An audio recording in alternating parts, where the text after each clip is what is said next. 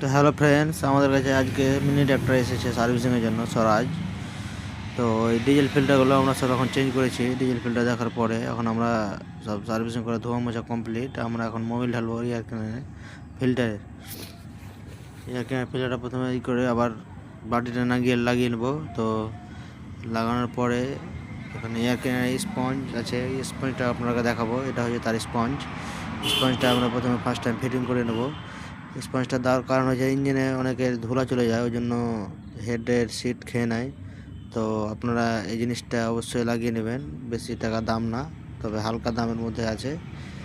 তো এই জিনিসটা আপনার লাগার পরে এখন আমরা মোবিল ঢালবো। তো এই গাড়িতে কতটা মোবিল লাগে আপনারা অবশ্যই আমাকে কমেন্ট করে জানাবেন, আপনারা কতটা মোবিল ঢালেন।